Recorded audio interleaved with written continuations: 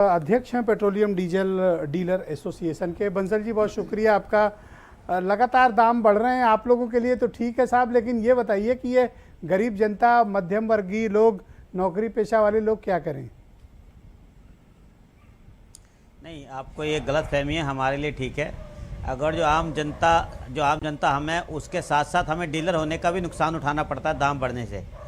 हमारी परेशानी ये है कि जब हमारा दाम बढ़ता है, जब ये 70 रुपये पे था, आप जानते हैं पेट्रोल उड़ता है, डीजल उड़ता है, तो जब पेट्रोल डीजल उड़ता है, पेट्रोल की ज़्यादा उड़ने की क्षमता होती है, तो वो 70 रुपये था। और मान लीजिए 1000 लीटर मेरा महीने का उड़ता है टोटल टैंक में पड़े पड़े, वो अब पहले 70,000 का कॉस्ट करता था, आज वो 1,15,000 का कॉस्ट कर रहा है मुझे।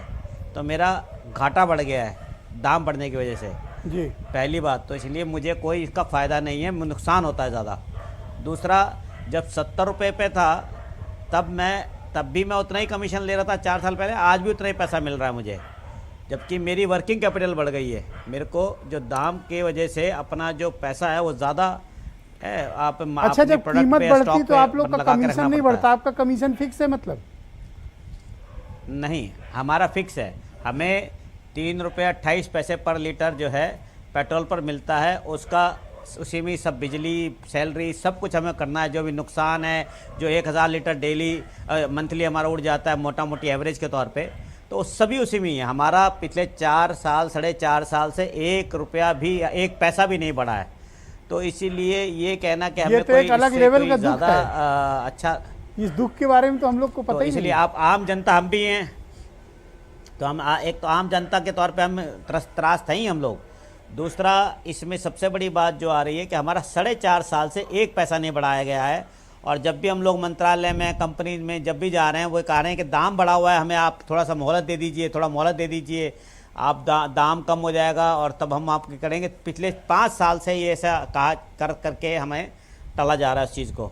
जबकि एक आदमी जो आप देखिए पिछले 4 साल में कितनी तो सैलरी बढ़ गई है, क्या बढ़ गया, वो एक अलग रोना है। खैर, वो हम लोग आपके सामने नहीं रखेंगे। आज विषय आज ये है कि दाम के कारण आम जनता त्रस्त है। अगर जनता त्रस्त है तो सबसे बड़ा परेशानी जनता की जो है, वो अगर जो व्यक्त करता है अपनी, या गुस्सा जो व्यक्त करता है, वो हम पे व्यक्त करता है। मतलब जब आपने अभी शुरुआत खरीदते ही पहले गाली आपको देता होगा। अभी आपने बड़े अच्छी बात की कि 2000 के पेट्रोल में पहले 1 हफ्ते चलते थे, अब 3,500 पे भी नहीं बोलते, चल नहीं पा रहे हैं। तो सबसे पहले, आप तो समझदार हैं, आप समझ जाएंगे, लेकिन जो आदमी, आम आदमी है, उसको लगता है कि हमने लूट लिया उसको। वो जो गुस्सा सरकारों का है, वो गुस्सा हम पे निकाला जाता है, और पे शक किया जाता है कि सब पता नहीं क्या है। आपके साथ कैसा पेश आता है, थोड़ा अपने अनुभव बताओ।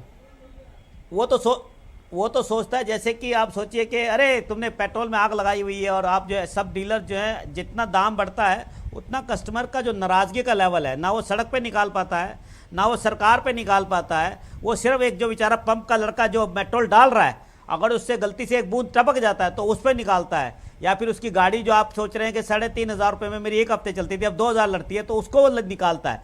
तो हमारे जो स्टाफ है उसके लिए बहुत बड़ा भारी एक संकट खड़ा हो जाता है। इसलिए हमारी जो, हम लोगों का एक नुकसान बढ़ता है, कमीशन हमारी बढ़ती नहीं है।